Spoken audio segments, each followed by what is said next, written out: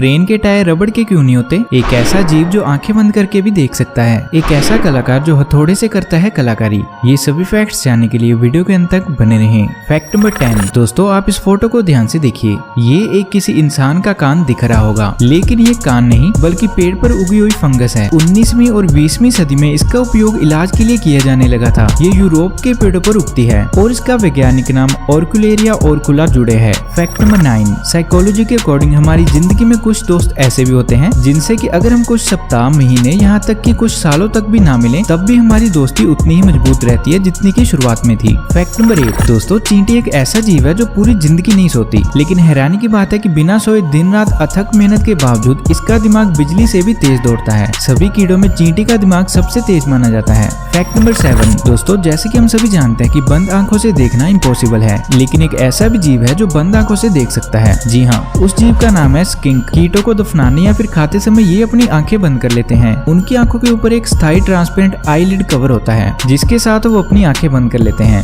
Fact number 6। Psychology के according जब भी कोई सामने वाला व्यक्ति ऐसी बात करता है जो लड़की के मन की होती है तो उसे सुनने के बाद लड़की की आंखों में आंसू जरूर आ जाते हैं। Fact number 5। दोस्तों आपको सुनकर भले ही अजीब लगे, लेकिन दुनिया में कलाकारों की लिस्ट में एक ऐसा शख्स भी है जो कि हथौड़े से चित्रकारी करता है। जी हाँ, इस शख्स का नाम है सिमोन बर्जर। सिमोन एक स्विस आर्टिस्ट हैं। सिमोन का कहना है कि वो कुछ ऐसा करना चाहते थे जिससे वो लोगों का ध्यान आकर्षित कर सकें, इसीलिए उन्होंने इस आर्ट को अपनाया। उनके काम की एक खासियत है कि इसे सिर्फ दूर से ही देखा जा सकता है क्योंकि नजदीक से तस्वीर साफ उभर कर नहीं आती। इस काम के लिए उन्होंने लैमिनेटेड ग्लास को चुना क्योंकि एक बार में हथौड़े या छेनी के स्ट्राइक करने से ये आसानी से टूटता नहीं है। Fact number 4। दोस्तों ये एक क्वेश्चन है जिसका आंसर आपको कमेंट बॉक्स में बताना है, तो क्वेश्चन को ध्यान से सुनिए। दोस्तों ऐसा कौन सा देश है जो कभी भी गुलाम नहीं हुआ? सोचिए और कमेंट करके बताइएगा। Fact number 3। दोस्तों ये बात 2017 की है, जब एक विमान सऊदी अरब से भारत आ रहा था और विमान जब 35,000 फीट की ऊंचाई पर था तभी विमान में एक महिला ने बच्चे को जन्म दिया। तो इसी बात की खुशी में जेट एयरवेज ने उस बच्चे को पूरी जिंदगी विमान में मुफ्त सफर करने का तोहफा दे दिया, क्योंकि ऐसा जेट एयरवेज में पहली बार हुआ था।